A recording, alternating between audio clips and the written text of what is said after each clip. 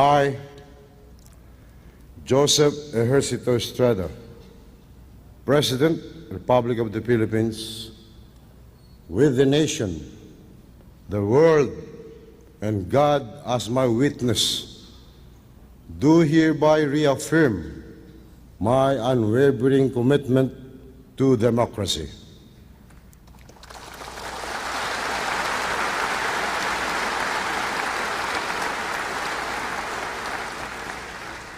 I stand by my solemn oath to defend the Constitution. As President, I will always uphold freedom in all its various forms, including the freedom of speech, of the press, of worship, of assembly, and of choice.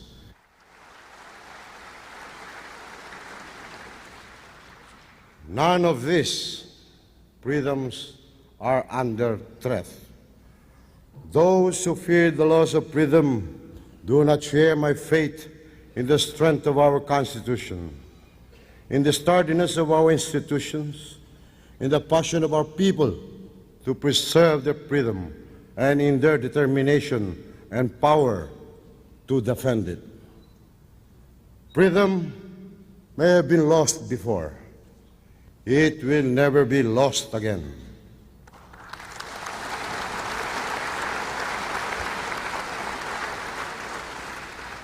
Our people will see to that. I, as President, will stake my own life on it.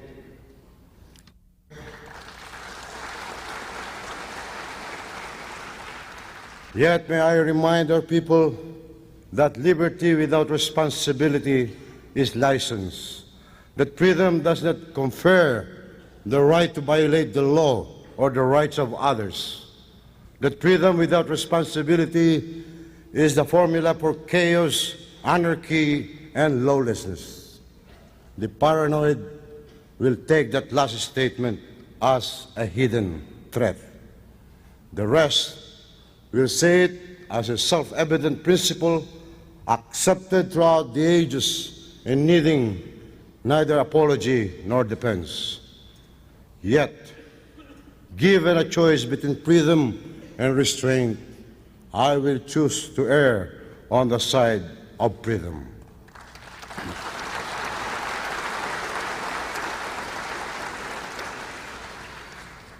To paraphrase Voltaire, I may not agree with what you say, but I will defend to the death your right to say it.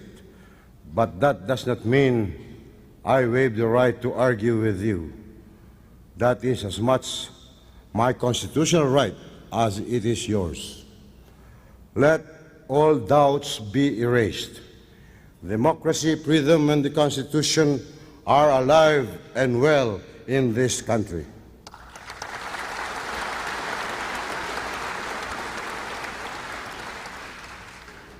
Now, to other issues. Although I'm blessed with many friends, I have no cronies. I have turned down and will continue to turn down all requests for a government bailout of financially strapped companies, as I did in the case of Philippine Airlines owned by Mr. Lucio Tan.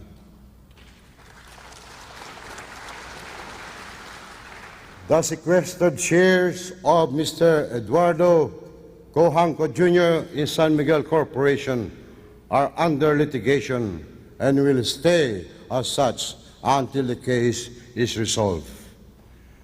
There is no deal involved here with Mr. Cojanco. The extradition process involving Mr. Mark Jimenez will proceed in accordance with due process of law without obstruction. There are no secret deals with the Marcoses. I hope this answers your immediate concerns. Ngayon, handa na ba kayo makinig sa akin?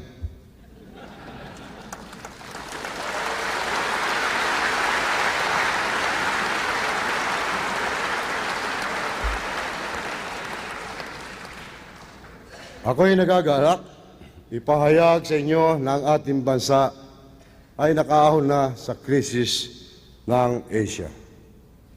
Ito ang isa sa maraming dahilan kung bakit dapat natin ipagdiwang ang unang kaarawan ng aking administrasyon. Sa aking inaugurasyon sa Luneta noong ika-30 ng Hunyo 1998, mahigpit kong iginit na huwag niyo kong susubukan.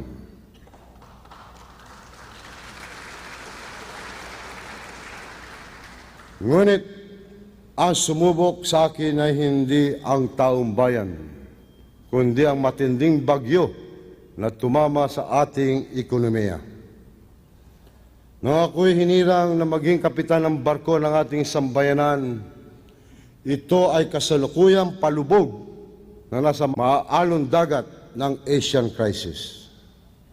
Sabi ko sa akin sarili, ang ganda naman ng timing ng aking pagsakay. Hinahampas ng hangin at alon ng barko at lalong masama, kakaunti na lang ang gasolina ng kanyang tangke. Paano natin ngayon dadalhin ang barkong ito sa ligtas na lugar hanggang makalipas ang malupit na panahon? Mabuti na lamang ang aming team na makilalang dalubhasa sa kanya-kanyang linya ay nagkaisa sa pagpapasya kung paano lulutasin ang mga problema ng ating hinaharap noon. Sa pamamagitan ng pagtutulungan, pagsisikap at mga tamang pamamalakad, napaayos namin ang paggalaw ng barko. Nang sumikat ang araw, ang karamihan ng mga ibang barko ay nakalubog pa rin at nagsisikap pang umahon. Ngunit ang barko ng Pilipinas ay nakalutang na sa liwanag ng araw. Ngayon, marami na ang nakakargang gasolina sa ating barkong Pilipinas dahil nais nilang sumama sa ating pakalubay sa darating na milenyo. Malayo na ang kaya nating maabot, kaya tayo'y susulong na ngayon. Today, I fulfill my constitutional mandate to address Congress on the first day of its regular session. By tradition, I am to dwell on the state of the nation. Let me start with a sincere apology to all those who expected or wished to see me fail. I'm sorry to disappoint them.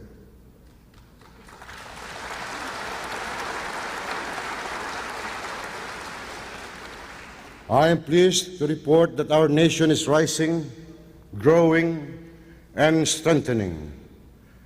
This is in contrast to the situation I described to you last year, in which I vowed to reverse. Ako'y natutuwang ipahayag na sa ating bayan ay umaangat, umuunlad, at lumalakas. Ito'y kabaliktaran ng kalagayan ng ating ekonomiya na aking binigtas dito noong nakaraang taon. Nakaraan na ang krisis ng ating ekonomiya. Last year, when I first addressed this august body, our nation was in an economic crisis. Today, we are out of it. Last year, I told you that our aim was to help the country escape the recession. We did it. In 1998, most of our Asian neighbors sunk into recession. In contrast, our country managed a modest but positive growth of 0.1% in our gross national product. However, our gross domestic product dipped by 0.5% or 0.5 during the year. In the first quarter of this year, our GMP abruptly surged upward by 2% and our GDP by 1.2%. Last year, we were struggling to keep ourselves from sinking. Today, we are sailing towards the high seas again. It is time once more to pay tribute to a special class of Filipinos, our overseas workers. They, as a group, kept our GNP growth at positive rates, even during the worst of times. They continue to be our economic saviors. Last year, I expressed my hope of keeping inflation at a single-digit rate. We did it. In 1998, the inflation rate was at a full-year average of 9.7%. It improved further to a 6-month average of 8.4% in the first half of 1999. In June alone, inflation was down to 5.8%. Inflation is a vicious enemy of the poor. Last year I said that without undermining the independence of the Bangko Sentral ng Pilipinas, we would support the lowering of interest rates. We did it. In the past 12 months period alone, the benchmark 91-day Treasury bill rate dropped steeply from 14.9% on the first auction on July 6, 1998 to 8.4% last Monday. This is its lowest level in more than 12 years. Bank lending rates have also dropped to pre-crisis levels. Last year, I lamented the devaluation of the pesos as imposing burdens on our people. I inferred that we should strengthen our currency. We did it. At the beginning of 1998, the peso plunged an all-time low of 45 pesos and 42 centavos to $1. At the beginning of my administration, it was at 42 pesos and 4 centavos. Since then, the peso has strengthened dramatically.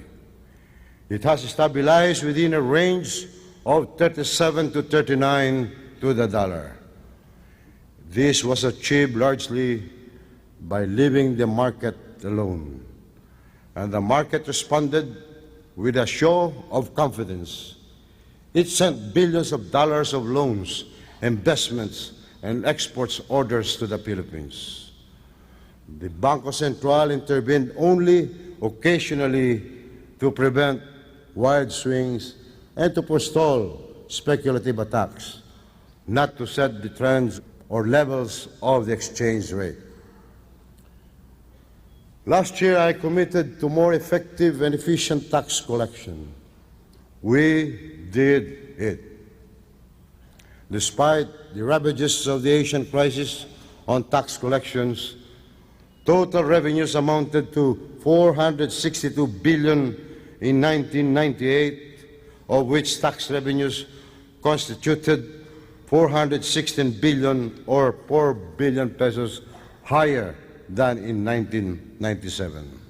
For the first 4 months of 1999, BIR collection reached 126 billion or 3.2% higher than in 1998. Custom collections amounted to 23.1 billion pesos and non-tax revenue 14.1 billion pesos. This does not mean that we are happy with our tax effort. We need to improve not only our collection performance, but the tax structure itself, and hence our existing tax laws.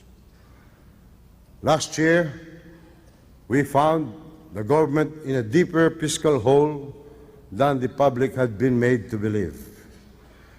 We committed to reduce the government deficit This time, we didn't do it. It is not that we failed. We deliberately shifted course at a time when the economy was threatened by recession. The administration has decided on a 25% across the board forced savings on the expenditures of the government. This was like administering the medicine for high blood pressure to a patient with low blood pressure. Lalong luluba ang pasyente at baka mamatay ng hindi pa oras. That is why my favorite doctor, the First Lady, always makes sure that my blood pressure is normal, especially when I'm reading the newspapers.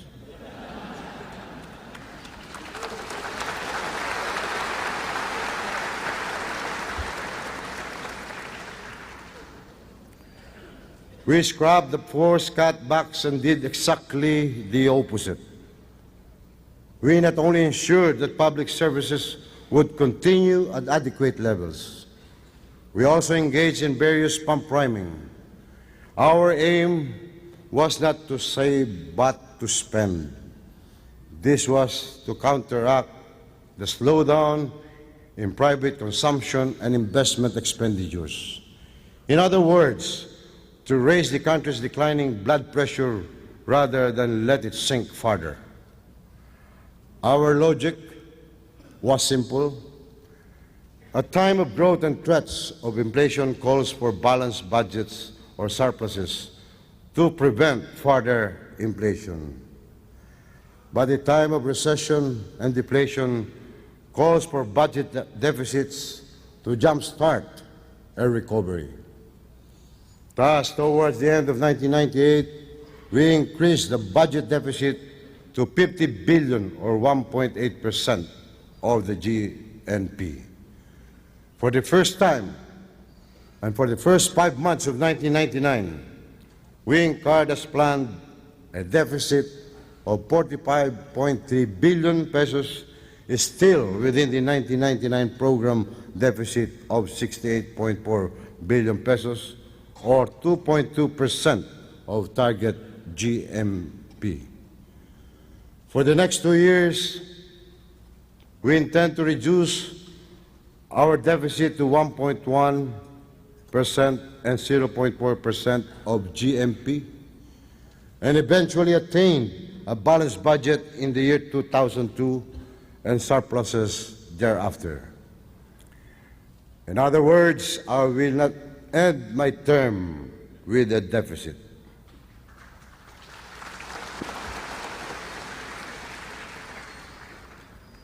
One problem we faced was how to finance the deficit. Borrowing locally would have raised interest rates at a time when we wanted them to go down. Borrowing abroad was too costly. Monetary expansion would have triggered inflation and a run on the peso. Foreign exchange controls were untenable. Raising taxes or cutting government expenditures would have led to a deep recession. It seemed like there was no way out, but we found one anyway. Substantial funds were located right under our noses. The foreign currency deposit units, or FCDUs. So we borrowed from them on a short-term basis at relatively low cost. As a result, we brought down interest rates, we brought down the inflation rate, and we strengthened the peso. Experts say this all cannot happen at the same time because they are inconsistent with one another. But we did it. And we emerged out of the regional crisis ahead of most of our neighbors. I narrate all these inside stories to make a point. Those who make a career and a business out of hitting me are saying that the improvement in the country's economic performance was due to pure luck, to good weather, or to anything but erap. Tsamba lang daw. Sa madalit salita, kung gumaganda ang takbo ng ekonomiya, walang kinalaman sa hirap. Ngunit, kung bumaksak ang ekonomiya, kasalanan ni hirap. Mali naman yata yan. Our recovery was due to the innovative way we analyze situations and make bold decisions. Our success was the result of effective governance. It was a matter of having the right policies being supported by competent and dedicated cabinet members respecting the freedom of the market, managing and budgeting our resources right, and acting quickly before the danger grew out or the opportunity disappeared. As a prominent Filipino economist, Dr. Bernardo Villegas recently wrote, and I quote, "The economic team of the present administration during its first year has been superior in cohesiveness, effectiveness, and clarity in purpose when compared to the equivalent teams during the first years of the previous administration." President Estrada's first economic team is among the best in Asia. Effective governance by a team-powered administration also explains the rapid recovery of the country's international credit standing. And I assure you that you know the definition of a banker. He is a person who lends you his umbrella when it stops raining. Credit markets are even more jittery. So when the global market gobbles up 1.2 billion worth of the Republic of the Philippines global bonds for budget support, from the first country to float such an issue after the Asian crisis. And when the market buys up the $400 million of Banco Central bonds issued for reserve management purposes, and with the Eurobond flotation of the national government traces $383 million, obviously, the world believes that in the Philippines it has stopped raining. We are getting a shower of umbrellas. This is not to mention the billions of dollars of inflows in medium and long-term loans from bilateral sources, banks and financial institutions, from the World Bank and the ASEAN Development Bank, from Japan's Export-Import Bank and Overseas Economic Cooperation Fund, and from the Monetary Fund, among others. Isa pang tanda ng pagbangon ng ating ekonomiya ay ang pagbaba ng unemployment rate mula sa 13.3% noong Abril ng nakaraang taon hanggang 11.8% nitong nakaraang Abril, dahil sa 1,600,000 bagong trabaho na nalikha. Gagawin namin ang lahat para maibaba ang employment rate sa less than 10% sa susunod na taon at sa around 6.7% bago matapos ang aking administrasyon.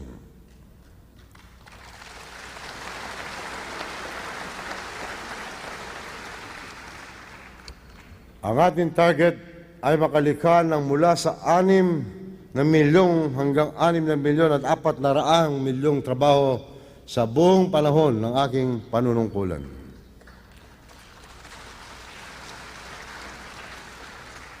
In the meantime, our exports are swimming up at double-digit rates.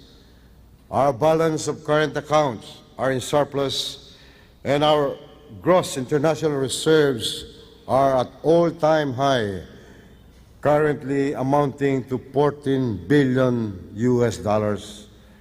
With all these developments, it is no wonder that in the space of only 1 year, the other Asian countries, and indeed much of the world, have come to recognize the presidency of the Philippines as among the leaders of the region.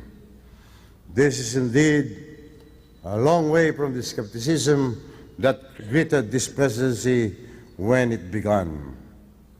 In APEC, In ASEAN and in other regional international forums, the current leadership of the Philippines enjoys a high level of respect.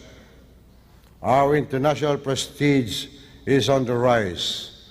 The dramatic rebound in the stock market is a strong indication of confidence. And the people, according to the latest surveys, gave the President a 77.6% approval rating. The heads of the IMF and the World Bank also have had good words to say. Mr. James Wolfenson, President of the World Bank, said, and I quote, "What is clear is the Philippine situation is vastly different from Korea, Thailand, and Indonesia. I think you all know you are weakened far less than anyone else in the region, with the exception of Singapore," end of quote. And Mr. Michael Kamdasus, Managing Director of the IMF, said he considered the Philippines as a model for countries in the ASEAN region. Only last Thursday, the IMF Executive Board completed the fourth review under our standby arrangement. This will now allow us to draw about $214 million, which will further increase our gross international reserves.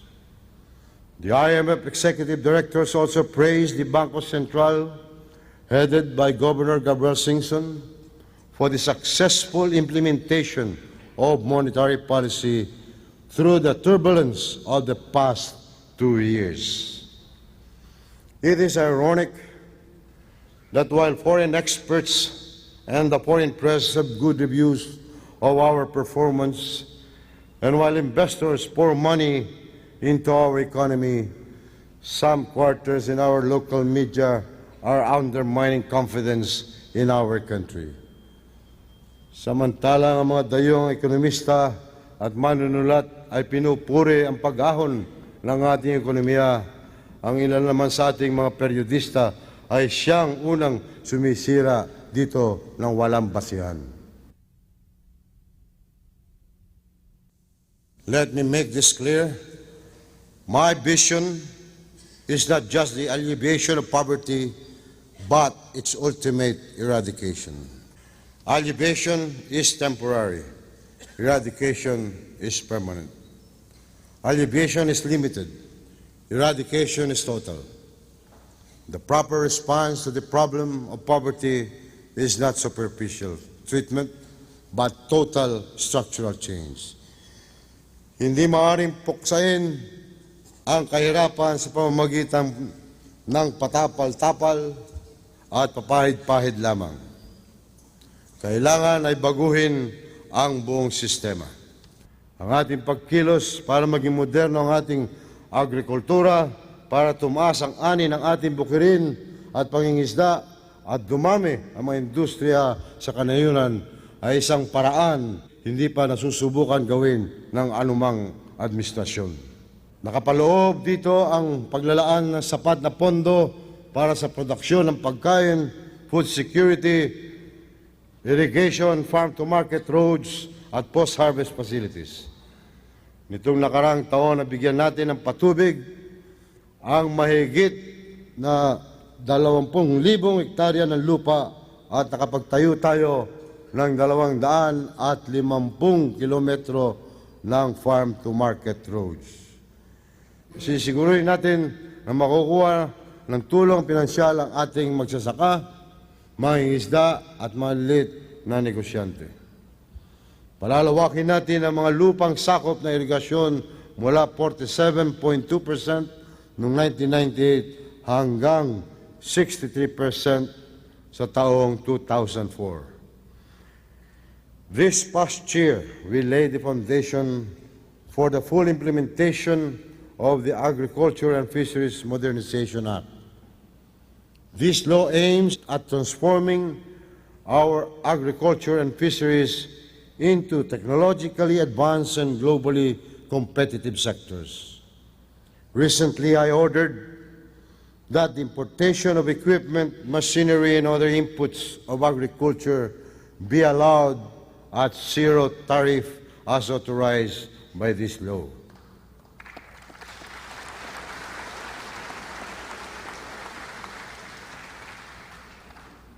This coming year, our proposed budget will provide a 21.8 billion fund to support the implementation of this act.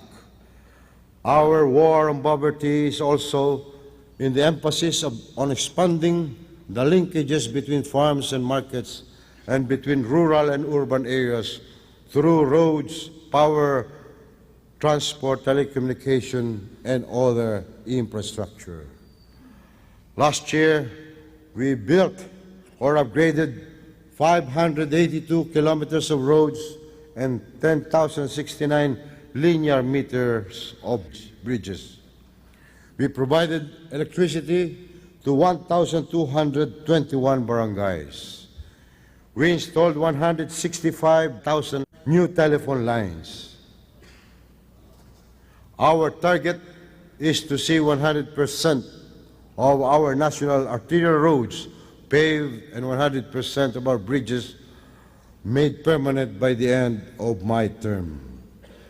We will upgrade our ports to international standards and develop 36 feeder ports. Our war on poverty is in the acceleration of the land redistribution processes under the Agrarian Reform Program. We distributed more than 266,000 hectares of land to 175,000 landless farmers, including land owned by the traditional rural elite. Our war on poverty is in the restructuring of our health programs to lower the price of medicines and to provide preferential attention to the indigents. It is also in the highly augmented flow of budgetary funds to the local government units. As a single recipient unit, LGUs will get a total of 131.2 billion pesos or 20.1% of the 651 billion budget we will propose. Our war on poverty is in the massive portion of our budget amounting to 118 billion for the year 2000 that we give to education and to the programs we are undertaking to meet our increasing need for classrooms, desks, books, and teachers. Our longer-term aim is to increase overall standards of excellence of our entire educational system. Our war on poverty is in our initiatives to provide more resources for socialized housing for the poor. From July 1998 to March 1999, we provided 127,886 units of housing assistance, which benefited some 74,000 households. We intend to provide decent housing for our teachers, policemen, and soldiers. Our war on poverty is in the provision of more resources and revitalize programs to uplift and improve the welfare of women, the youth, indigenous communities, the disabled, and the elderly and other disadvantaged sectors of our society. Our war on poverty is in our program to moderate the growth of the population, which is presently the highest in Southeast Asia. It is in our efforts to protect the environment to ensure that our development is sustainable. One landmark achievement here is the passage by Congress of the Clean Air Act. Our war on poverty is invading even the capital market. It is in the issuance of small denominated government bonds that allows small savers to contribute to national development while earning interest at higher rates than the banks would pay them. We will propose certain changes in our tax laws to make our financial markets more efficient and to bring down transaction costs. The documentary stamp tax on quick turnover transactions will be abolished. The gross receipts tax on banks and financial institutions will be removed to reduce intermediation costs, and the availment of write-offs on loan loss reserves will be accelerated. Investments create jobs, and jobs provide both income and dignity. They are the decisive eliminators of poverty. Our war on poverty is in our programs to enable our industries to achieve global competitiveness. We will transform the power sector to a market-based competitive industry in order to lower the cost of power. The Omnibus Power Bill is necessary to achieve this. We will exploit our competitive advantage in high-tech industries. Our science and technology policies are being reoriented towards satisfying the needs of the underprivileged. Let us face up to the fact that certain provisions in our constitutions are obsolete and serve as deterrents to our global competitiveness. In the race with the rest of the world market to the coming millennium, we cannot afford to let our Constitution bind our feet.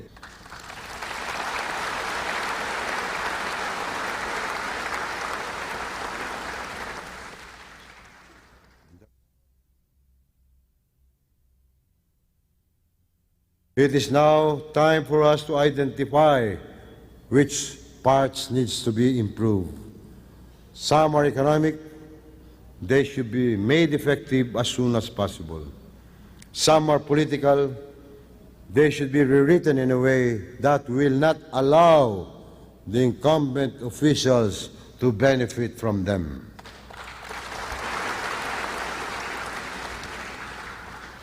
Changing the Constitution is not about extending the terms of office of the incumbents, but let us not allow our paranoid fears to block the convening of an appropriate assembly or convention to rewrite our charter. Let us not prejudge its outcome. Our citizens can always make their voices heard during the amendment process, and ultimately they will exercise the power in a plebiscite to ratify the new charter or to reject it. Our Constitution must be made to adapt to the dynamics and imperatives of global realities. Even our relationships with foreign lands are linked to developing our hinterlands. Our foreign policy is based on three pillars: the preservation of our territorial integrity and national security, the promotion of development through economic diplomacy, and the protection of the rights and welfare of our overseas nationals. Our participation and leadership roles in ASEAN, APEC, ASEM, the UN, and other forums are aimed at promoting stability, peace, free and fair trade, and other beneficial arrangements for the country, the region, and the world. Our war on poverty is good economics. Its success will benefit the middle and upper classes as well. The more incomes the poor earn, the greater the domestic market for business. The more capable the poor are, the greater supply of manpower needed by business. Gaya ng sinabi ko kanina, iaangat natin ang mayayaman, ang mahirap ay maiiwan.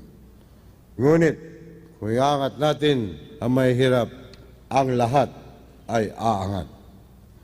I do not presume that we will reduce poverty during my term from a major to a marginal problem. But we aspire to reduce it substantially from an incidence of over 32% today to a range of 25% to 28% by year 2004. In other words, we seek to lift more than 3.9 million Filipinos out of poverty during my term.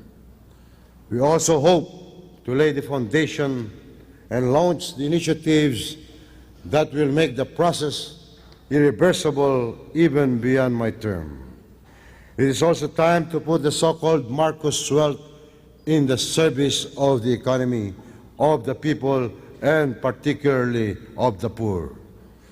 12 years are enough time to know the difference between ideal and the feasible. It is also more than enough time to place evidence entirely out of reach of even the most diligent discovery efforts.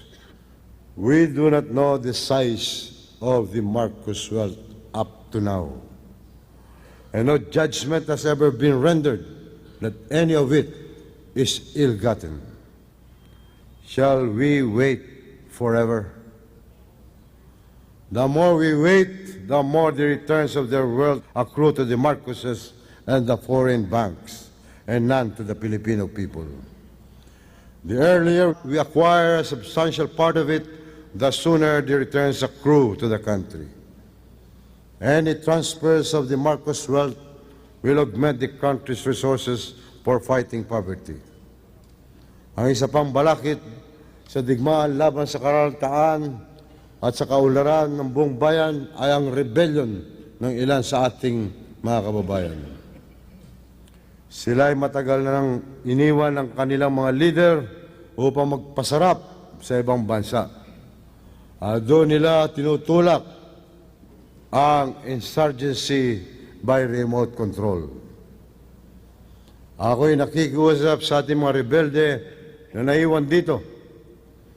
Hindi tayo magkalaban. Kung layo ninyo ay ang kapakanan ng masa, ito masasabi ko sa inyo, laging kasama nyo sa hirap sa pagmamalasakit sa masa. Kailanman ay hindi ko kayo iiwanan. Kaya magsama-sama na tayo. Hinangad namin ang kapayapaan. Sa halip na pag-uusap sa ibang bansa o neutral territory, ilagay natin ang peace process sa tamang lugar sa community level. The local peace forum were established are addressing directly the issues and concerns on the ground which are considered the causes of insurgency. Peace we offer to you, but appeasement never. It is the weak that offers appeasement to the strong and not vice versa. Do not doubt my resolve. We will welcome you back at any time, but we will give your rebellion no air to breathe, no space to move, no time to prosper. If you accept peace, you will have it. If you do not, we will force it anyway. The rebellion we must crush.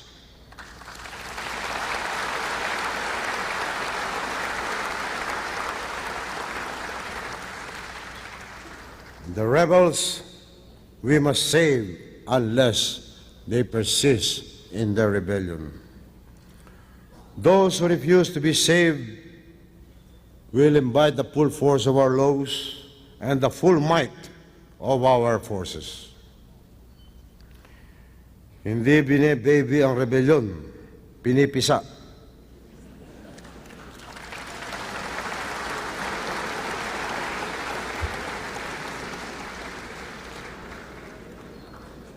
Kaya, huwag niyo kaming hamunin. Ngayon din ang masasabi ko tungkol sa krimen at mga salarin. Hindi nilalambing ang krimen, dinudurog. Hindi kinukupkop ang kriminal, pinaparusahan. Lalong-lalo na yung mga nagtutulak ng bawal na gamot sa ating mga kababayan.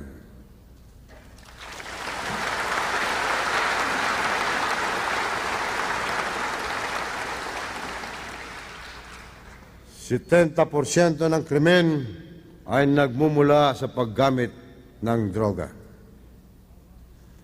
I'm happy to report, however, that our efforts at fighting crime have resulted in remarkable reductions in criminal activities, thanks to the vigilance of our crime-fighting agencies at all levels. Still, one crime committed is one crime too many. Our initiatives to bring about stability are directly related to poverty elimination. We will build up Mindanao as the country's food basket.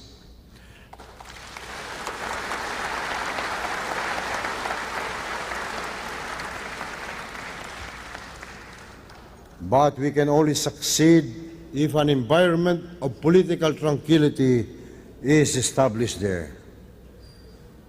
The proposed plebiscite on the expansion of the autonomous region for Muslim Mindanao and the subsequent elections are large steps towards stability in that all-important island. To assure internal and external security and to preserve the environment of stability, the country needs to prosper. We will pursue the 15-year modernization program of the Armed Forces of the Philippines.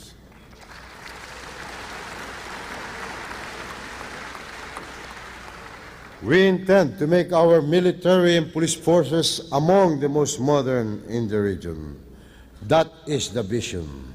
That is the strategy. But as one famous architect said, God is in the details.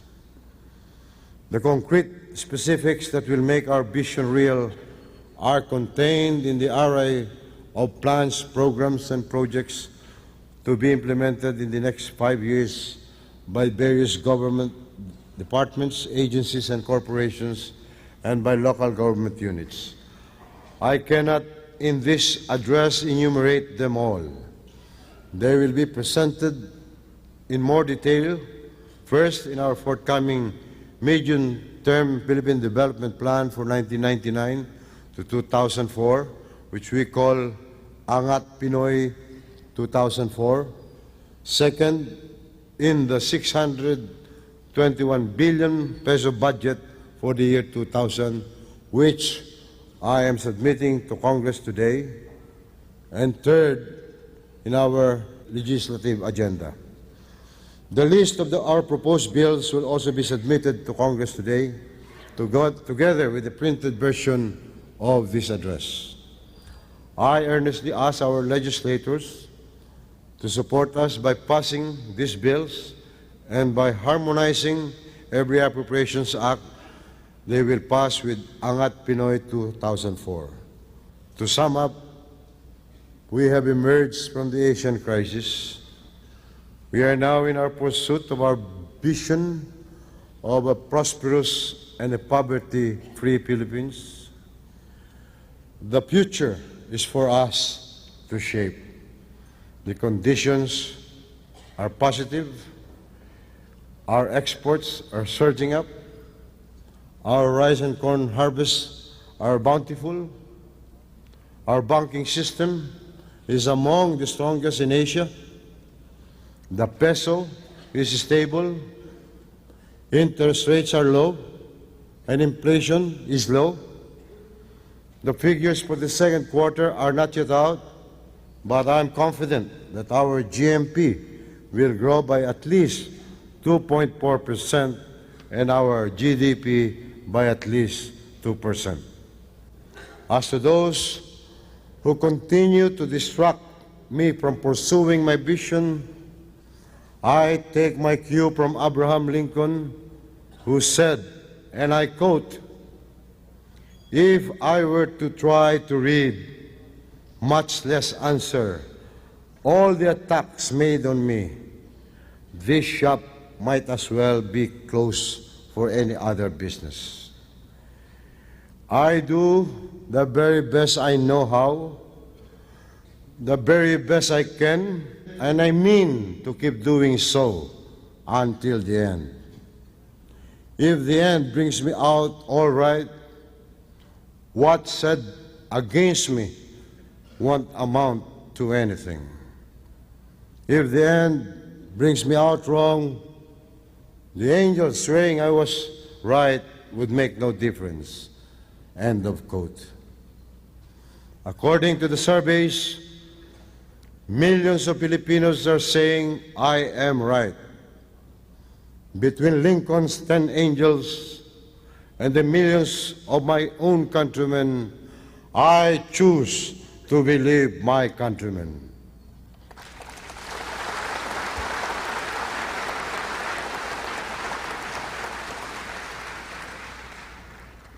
Sa ngayon, ang ating ekonomiya ay unti-unti nang nakakaahon. Ngunit marami pang hamon ang hinaharap ng ating bansa ngayon at sa darating na siglo. Malawak at malalim ang mga programa na dapat nating ipatupad upang maiangat sa kahirapan ang karamihan ng ating mga kababayan. Alam ko na sa bawat kilos at hakbang na aking gagawin ay magiging matindi ang paninira, ang mga batikos at ang mga insulto at mga paratang. Ngunit ang isasagot ko sa kanila ay marangal at matapat na paninilbihan dahil ang aking pakikinggan ay ang daing na higit na nakakarami at hindi ang ingay ng ilang pang may sariling interes.